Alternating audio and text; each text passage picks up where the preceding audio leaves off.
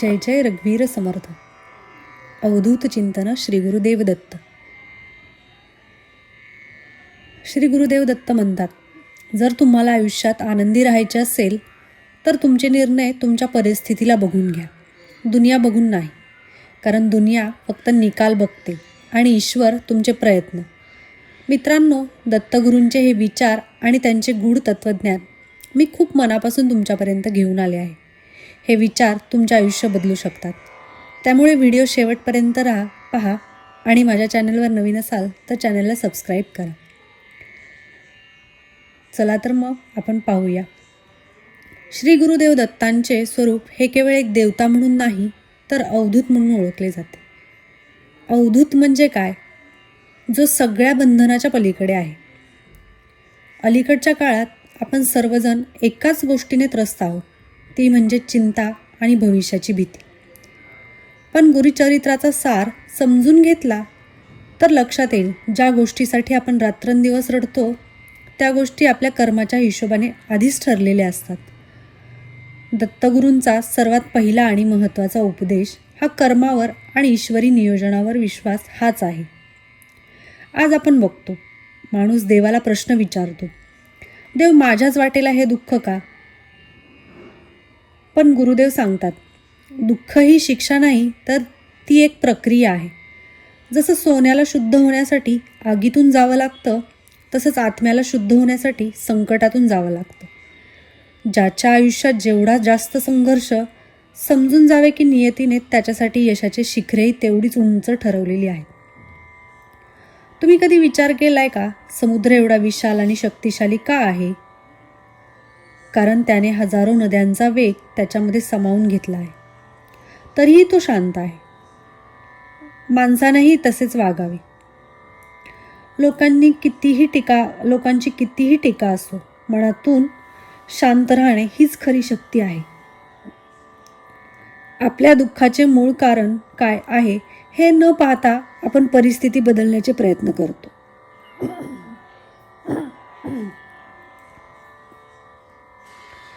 पण स्वतःला बदलत नाही. गुरुदेव स्पष्ट सांगतात, तुझ्या हातात फक्त कर्म आहे, फळ देणे हे माझे काम आहे.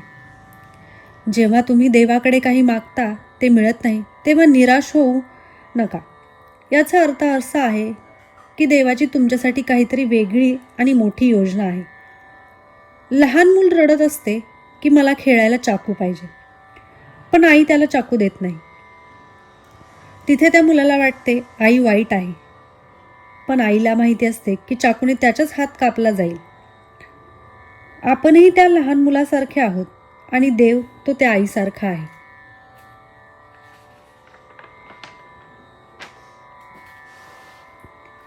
अनेकदा आपण ज्या गोष्टींसाठी हापापलेले असतो त्या गोष्टी आपल्या विनाशाला कारणीभूत ठरू शकतात. म्हणून देव आपल्याला त्यापासून वाचवत असतो. याला ईश्वरी कृपा म्हणतात, पण आपण अज्ञानामुळे त्याला दुर्भाग्य समजतो. आणखी एक सत्य जे पचवायला कठीण आहे पण अटळ आहे, ते म्हणजे प्रतीक्षा. संयम हा यशाचा पाया आहे. आजची पिढी प्रत्येक गोष्टीत घाई करते, पण निसर्गाचा नियम बघा. माळी झाडाला 100 घागरी पाणी घालू दे, पण फळ तेव्हाच येईल जेव्हा ऋतू येईल, त्याआधी फळ येणार नाही. तसेच तुमचे प्रयत्न 100% असू द्या, पण तुमच्या कर्माचे फळ योग्य वेळ आल्यावरच मिळेल. जोपर्यंत ती वेळ येत नाही तोपर्यंत संयम ठेवा आणि ईश्वरावर श्रद्धा ठेवा. आपण म्हणतो, देव मला बघत नाही का? तो शांत आहे का? लक्षात ठेवा, जेव्हा शिक्षक परीक्षा घेत असतो तेव्हा ते शांत असतात. ते विद्यार्थ्यांच्या प्रश्नांना उत्तरे देत नाहीत. जर तुमच्या आयुष्यात कठीण काळ चालू असेल आणि देव शांत असेल तर समजून जा, तुमची परीक्षा चालू आहे.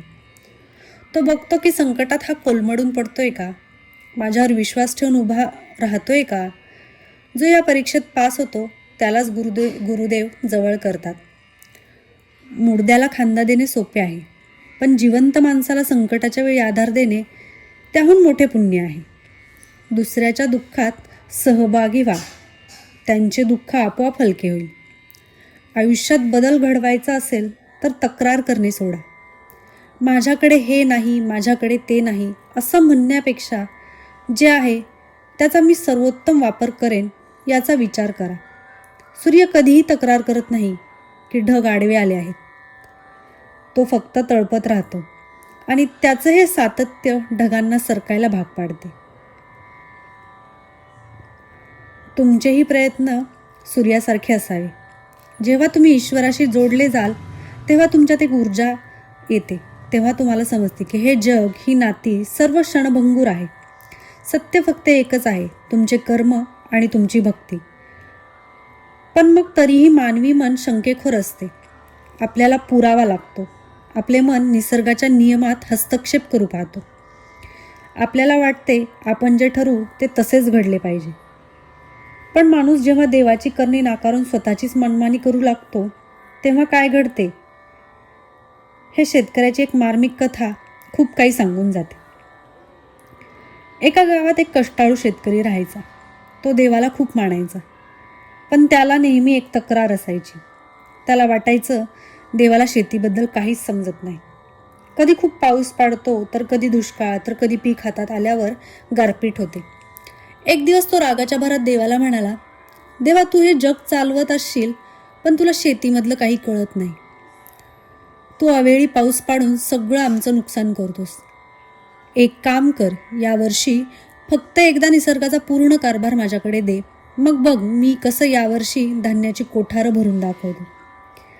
देवाने स्मित हास्य केले आणि म्हटले, ठीक आहे, या वर्षासाठी जशी तुझी इच्छा आहे तसं मी वागेल. तसंच हवामान असेल. शेतकरी खूप खुश झाला.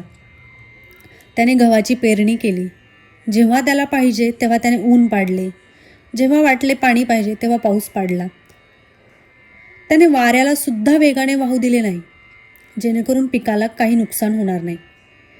त्याने ऊन, वारा, गारपीट या सर्वांपासून पिकाचे रक्षण केले. सर्व काही मनासारखे झाले. पीक जोमाने वाढले. एकदम टवटवीत हिरवीगार पिकं उभी होती. पीक काढणीला आले तेव्हा त्याने गहू कापायला घेतला. एक पेंडी कापली. बघतो तर काय, गव्हाच्या लोंब्यातून आतून पोकळ. पीक दिसायला मोठी होती, पण आतून पोकळ होती. त्यात दाणेच नव्हते. त्याने पुन्हा देवाला विचारले, मी तर पिकाची पूर्ण काळजी घेतली होती. जसं वातावरण पाहिजे तसं ठेवलं. गारपीट, जास्त ऊन, वारा यातलं काहीच येऊ दिलं नाही. तरी पिकामध्ये दाणे का भरले नाही? अशी नासाडी का झाली? त्यावर देव हसला आणि म्हणाला, हे तर होणारच होतं, कारण तू रोपांना संघर्ष करूच दिला नाहीस. तू त्यांना कडक उन्हात तापू दिले नाही. जोराच्या वाऱ्याशी लढू दिले नाहीस. तुला माहीत आहे का, जेव्हा जोराचा वारा सुटतो तेव्हा पीक स्वतःला वाचवण्यासाठी आपली मुळं जमिनीत खोलवर रुजवून ठेवतात. ऊन पडतं तेव्हा ती स्वतःमधली सुप्त ऊर्जा जागी करतात. या संघर्षातून त्यांच्या दाण्यामध्ये सत्व निर्माण होते. पण तू त्यांना सर्व सुविधा दिल्या, पण आव्हान नाही झेलू दिली. त्यामुळे ती रोपं बाहेरून वाढली, पण आतून पोकळ झाली. तसंच आपल्या माणसाचं पण आहे. आयुष्यात संकटे आल्याशिवाय माणसाचं व्यक्तिमत्व घडत नाही. संघर्षच माणसाला आतून मजबूत बनवतो. शेतकऱ्याला त्याची चूक समजली. त्याने देवाची माफी मागितली. हा नियम फक्त शेतीपुरताच नाही, तर आपल्या जीवनाला पण लागू होतो. आपल्यावर सतत संकट येत असतील तर समजून जा, देव तुमची मुळं रुजवत आहे. तो तुम्हाला संघर्षासाठी तयार करत आहे. ज्याने संघर्षाचा सामना केला नाही तो कधीच यशस्वी होऊ शकत नाही. म्हणून संकट आल्यावर घाबरून न जाता त्याला सामोरे जा आणि आपल्या भगवंताला स्मरा. कारण आपल्या भगवंतावर आपली श्रद्धा आणि विश्वास असेल तर तो प्रत्येक संकटातून आपल्याला सुखरूप बाहेर काढतो. बाहेरच्या संकटाशी लढणं खूप सोपं असतं. तरी पण माणूस दुःखी का? कारण माणसाचा खरा शत्रू बाहेर नसून त्याच्या आतच असतो. त्यावर विजय मिळवला की जीवनामध्ये प्रत्येक गोष्ट मिळते. आता आपण जाणून घेऊ की मन आणि अहंकाराचा खेळ कसा चालतो. याबद्दल गुरुचरित्रात खूप छान सांगितले आहे. माणसाच्या आयुष्यातील सर्वात मोठी शोकांतिका ही आहे की तो आयुष्यभर बाहेरच्या जगाशी लढत असतो. पण ज्याच्याशी खरी लढाई करायची गरज आहे तो शत्रू बाहेर नसून आपल्या आत आहे आणि त्याच्याशी लढायची खरी गरज आहे हे ओळखायला माणसाला जमत नाही. तो शत्रू म्हणजे आपले मन आणि आपला अहंकार. गुरुचरित्रात गुरुदेव दत्त सांगतात की तुमचं वाईट तोपर्यंत कोणीही करू शकत नाही जोपर्यंत तुमचं मन तुम्हाला कमकुवत बनवत नाही. तुमचं मन जर कमकुवत नसेल तर तुम्हाला हरवणं अवघड आहे. मन आंधळे असते, त्याला भविष्याचे ज्ञान नसते. आपल्या मनाला फक्त सध्याचे सुख हवे असते. विचार करा, एका रथाला 5 घोडे जोडले आहेत, पण त्या रथाच्या सारथीच जर झोपलेला असेल तर ते घोडे त्या रथाला कोठेही घेऊन जातील आणि शेवटी खड्ड्यात पाडतील. आपला शरीर हा रथ आहे आणि इंद्रिय हे घोडे आहेत, तर मन हे लगाम आहे, तर आपली बुद्धी हा सारथी आहे. आजकाल असं झालंय, आपली बुद्धी जी मालक असायला पाहिजे ती गुलाम झाली आणि मन मालक आहे. आपलं मन जे म्हणतं ते आपण करतो, पण खरं तर आपली बुद्धी जे सांगते तसं आपल्या मनाने केलं पाहिजे. यामुळे आपल्या अधोगतीची सुरुवात होते. त्यामुळे आपण आपल्या मनाला रिकामं न ठेवता सतत कामात ठेवलं पाहिजे, कारण रिकामं मन शैतानाचं घर असतं. आठवा बरं, जेव्हा आपण रिकामे बसलेलं असतो तेव्हाच आपल्या मनात अनेक विचार येत असतात, वेगवेगळ्या चिंता येत असतात. कोण काय बोललं याचे विचार येतात. पण जे लोक सतत कामात असतात किंवा देवाचं नामस्मरण या गोष्टीत असतात त्यांच्या मनात कधीच असे विचार चिंता येत नाही. ती लोक कायम आनंदी असतात, कारण त्यांनी त्यांच्या मनावर वर्चस्व मिळवलेलं असतं. आता आपण पुढे पाहू निंदा आणि टीका. आपण कितीही चांगलं काम केलं तरी लोक आपली निंदा करतातच. लोकांना तर सोडा. लोकांनी गुरुदेवांनी अवतार घेतला तेव्हा त्यांना देखील नावं ठेवायला कमी केलं नाही, तर आपण कोण? दत्तगुरू नेहमी म्हणतात, निंदा करणाऱ्या लोकांचा कधी राग करू नये, उलट त्यांचे आभार मानले पाहिजे, कारण निंदा करणारा व्यक्ती फुकटात आपले कपडे धुण्याचे काम करत असतो. अनेक संत म्हणून गेले आहेत, निंदकाचे घर असावे शेजारी. कारण तो माणूस जेव्हा पाठीमागे आपल्याबद्दल वाईट बोलत असतो तेव्हा तो नकळत आपली पापं नष्ट करून स्वतःची वाढवत असतो. त्यामुळे तुमची कोणी निंदा करत असेल तर आपण खुश व्हायला पाहिजे, कारण तो आपली पापं नष्ट करून आपला रस्ता साफ करत असतो. आपल्या समाजात 2 प्रकारची लोक असतात, जे तोंडावर कडू बोलतात पण ते मनाने साफ असतात, आणि दुसरी जी आपल्याला गोड गोड बोलत असतात पण तीच पाठीमागून खंजीर खुपसण्याचं काम करतात. गुरुचरित्र आपल्याला शिकवते की सत्य बोलणारा माणूस कडू असतो पण विश्वासघातकी नसतो. या उलट जो माणूस आपल्याला गोड गोड बोलतो, आपल्या होला हो म्हणतो, तो त्या गोड विषासारखा असतो, जो हळूहळू तुम्हाला मारतो. खरा मित्र तोच असतो जो तुम्हाला तुमची चूक दाखवून देतो आणि जगासमोर तुमची इज्जत राखतो. पण आजकाल आपल्याला आपली चूक सांगणारी लोक अजिबात आवडत नाहीत. त्यापेक्षा एक सत्य स्वीकारा, एकटेपण. कारण गुरुदेव सांगतात एकटेपण हा शाप नाही तर एक वरदान आहे. कारण जेव्हा आपण गर्दीमध्ये असतो तेव्हा आपण जगाचं ऐकतो, पण जेव्हा आपण एकटे असतो तेव्हा आपण आपल्या मनाचं ऐकतो. हा काळ स्वतःला घडवण्याचा आहे. यात जगध्वनी आहे, म्हणजे तुम्ही यात एकटंच पुढं जायचं आहे. कारण लक्षात ठेवा, कर्म कोणालाच चुकत नाही. हे जग ध्वनी आहे, म्हणजे तुम्ही एखाद्या डोंगरावर उभं राहून जे ओरडाल तेच तुम्हाला फिरून ऐकू येईल. आपण जे जसं बोलू ते तसंच आपल्याला परत भेटेल. तसंच आयुष्यात आहे, तुम्ही कोणाचं चांगलं केलं तर तुमचंही चांगलं होईल, आणि जर तुम्ही कोणाचं वाईट केलं असेल तर तेही तुम्हाला व्याजासकट परत मिळेल. तर तयार राहा, निसर्गाचा हाच हिशोब असतो. या जगात सगळ्यात मोठा शत्रू कोण आहे तर तो आहे अहंकार, इगो, मीपणा. हा माणसाच्या विनाशाचे सर्वात मोठे कारण आहे. रावण, कंस, दुर्योधन यांच्याकडे काय कमी होते? काहीच. यांच्याकडे संपत्ती होती, ज्ञान होतं, सेना होती, सर्व काही होतं, पण त्यांच्यामध्ये अहंकार, मीपणा खूप जास्त भरलेला होता. ज्यामुळे त्यांच्याकडे सर्व असूनही ते हरले. अहंकार हा फुग्यासारखा असतो, दिसायला मोठा, पण एक छोटीशी सुईसुद्धा त्याला फोडण्यासाठी पुरेशी असते. गुरुदत्त सांगतात, वादळात मोठे झाड कोलमडून पडते, पण गवत वादळ बघून नम्रतेने खाली वागते. ते वादळ गेल्यानंतर परत डौलाने उभे राहते.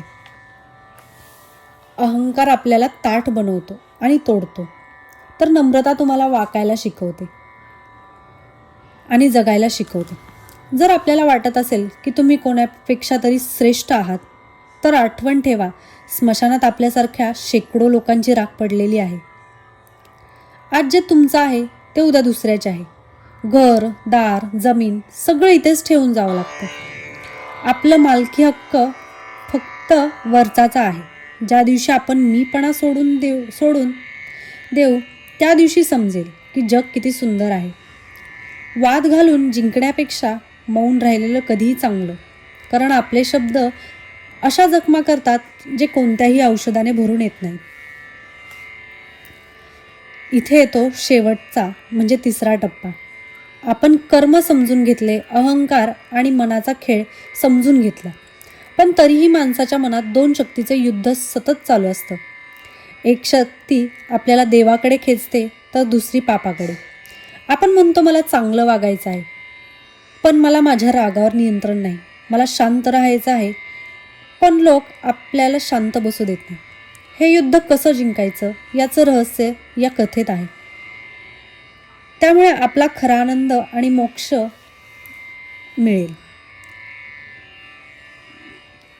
ती कथा म्हणजे कर्म आणि अहंकारानंतर तिसरी गोष्ट अशी आहे ज्याचं युद्ध आपल्या शरीरात चालू असतं.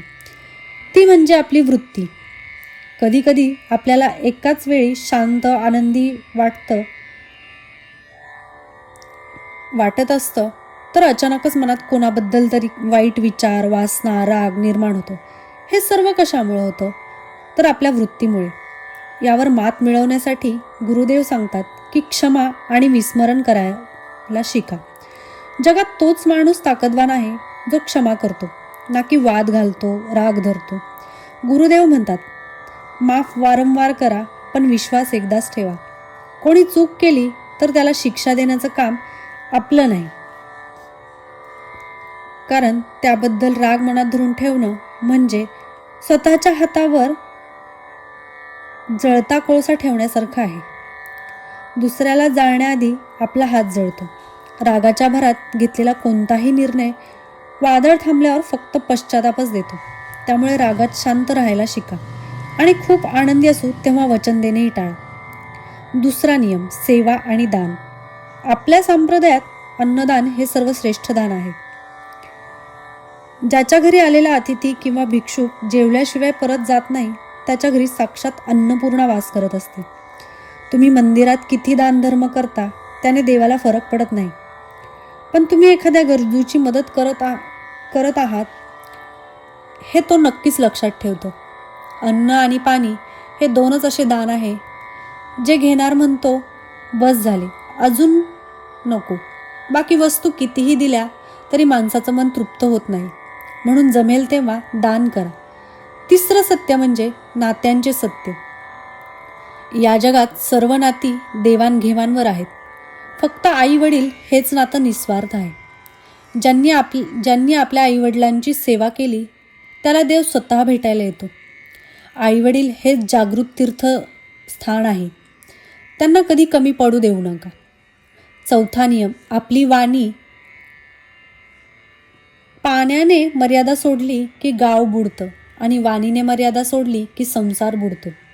माणसाचे पतन त्याच्या जिभेमुळे होते. शब्द विचार करून वापरले पाहिजे. द्रौपदीच्या एका वाक्यामुळे महाभारत झाले.